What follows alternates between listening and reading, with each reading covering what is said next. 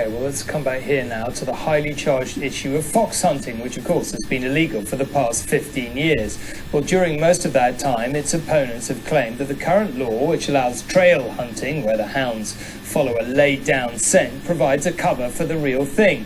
Now we've been told by police that they are investigating whether online meetings of hunting's governing body are indeed encouraging huntsmen and women to break the law. In recordings we've obtained, one member of what's known as the hunting office describes trail hunting as a smokescreen, but the hunting office itself says the remarks were taken out of context. Our investigation does contain graphic images of a hunted fox.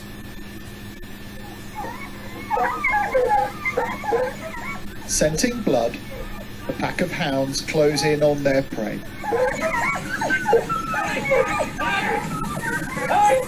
In the undergrowth, the fox breaks cover, running for its life. The dogs react, pursuing the wild animal. There is no apparent attempt from anyone to call them off.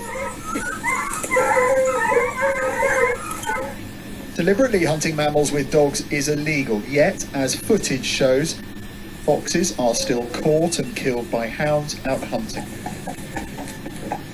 Hunting groups maintain they follow the letter of the law, laying fake scent trails for hounds to follow to simulate hunting. But they say accidents happen. When dogs follow a trail, it frequently leads them to a fox instead. That is not illegal. But animal rights activists have a long-held belief that legal exemptions like trail laying offer little protection to foxes, make illegal activities difficult to prove.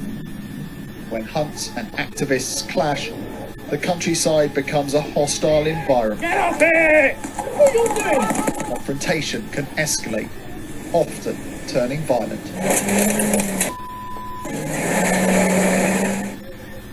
Now police are investigating after videos emerged of online meetings held this summer by hunting's governing body, the Hunting Office.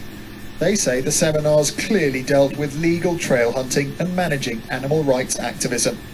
But activists argue they raise questions about language and motives of some in the sport. One of the contributors explained to the online audience what to do when saboteurs were in the area.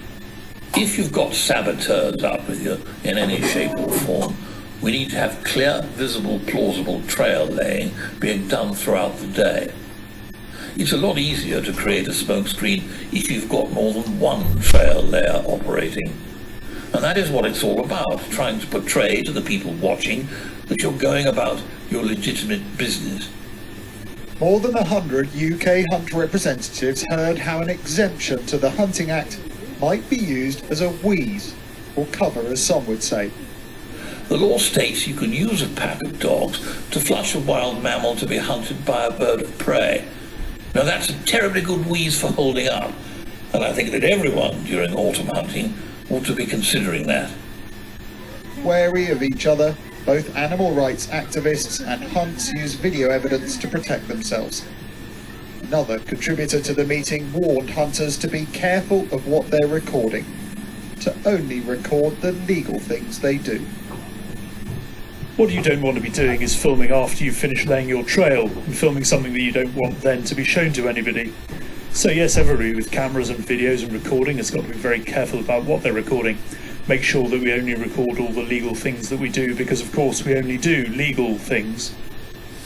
The Hunting Act aimed to prevent foxes being killed and disposed of as seen here, but it doesn't prohibit hunts from going out. The police recognise how divisive issues around hunting can be. This is highly emotive and people have very strong views on both sides, and it is for the police to review it calmly in conjunction with the Crown Prosecution Service and come to a conclusion about exactly what has taken place. The Hunting Office chose not to comment on police investigating the webinars, but they say viewed objectively the purpose of the webinars is very clear. The allegation that they were organised to discuss covering up unlawful activities is incorrect and can only be made by taking a few individual short comments completely out of context. Their opponents, on the other hand, see the videos differently. Well, these films clearly demonstrate that there are serious questions that need to be answered from both the Countryside Alliance and the Hunting Office. So we're delighted that the police are looking into this and investigating the issue. We've long said that the excuse of trail hunting makes prosecuting illegal activity very, very difficult. And because of that, whilst people are still able to use the defence of trail hunting, nothing is going to change. Whatever the outcome of the police investigation, these web meetings are already having an impact. The police say that as a result of them, they will be reviewing their relationships with all those who have an interest in hunting. Hunts and their opponents routinely rub up against each other, both suspicious of their motives.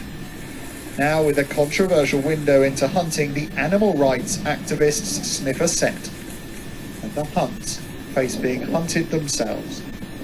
Rupert Evelyn, News at 10. Some of the prayers of holidaymakers and the